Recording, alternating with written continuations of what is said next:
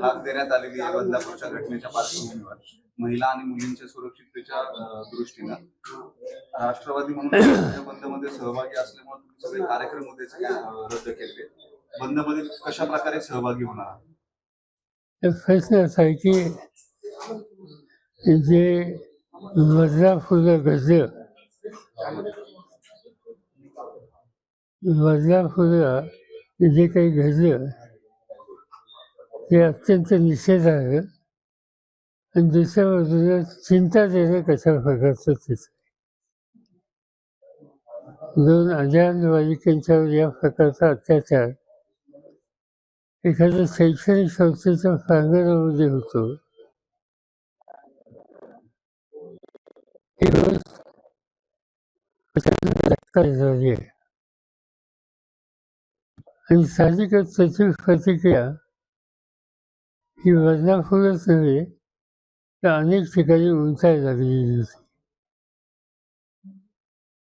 बदलापूरला जो काही प्रकार झाला त्याच्या संबंधी सक्त कारवाई करण्याची आवश्यकता आहे आणि ती मागणी सगळ्यांनीच केली.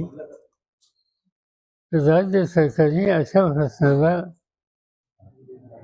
अशा प्रसंगांना अवघड करण्याच्यासाठी अत्यंत सतर्क राहिलं पाहिजे आणि गृह खात्याची यंत्रणा अतिशय सतर्क राहून एक तर याला आवड घातला पाहिजे आणि जिथं गरज असेल तिथं अतिशय कठोर अशा प्रकारची भूमिका त्या ठिकाणी घेतली पाहिजे.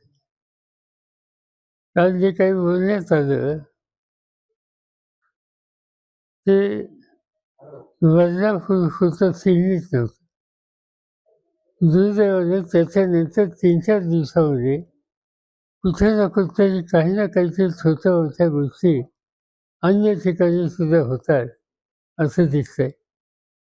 कुठे बालिकांच्यावर अत्याचार असेल, काही ठिकाणी मुलींच्यावर अत्याचार असेल. हे चित्र आपल्या राज्यामध्ये दुर्दैवानं दिवसेंदिवस वाढतंय असं पाहायला मिळते. आणि याच्याबद्दलचे लोकांच्यात असलेला उद्वेग, राग हा व्यक्त करण्याच्यासाठी त्यांनी उगीच संघर्षाची भूमिका घेण्याच्या ऐवजी एक दिवसाचा बंद करून आणि तो बंद अत्यंत शांततेनं पार पाडून त्याच्यातून जनभावना व्यक्त करण्याची काळजी घ्यावी या हेतूनं हा कार्यक्रम उद्याचा बंदचं आयोजित केलेला आहे. माझ्या पक्षाचे सगळे सहकारी तर सहभागी होतीलच, पण या प्रश्नाच्या संबंधी आस्था असलेला महाराष्ट्राचा प्रत्येक घटक याच्यामध्ये सहभागी व्हावं. तो बंद अत्यंत शांततेनं व्हावा आणि या बंदच्या माध्यमातून हे जे काही प्रकार राज्याद्वारे होत आहेत त्याच्या संबंधीच्या तीव्र भावना महाराष्ट्रामध्ये व्यक्त व्हाव्यात हा त्याचा हेतू आहे.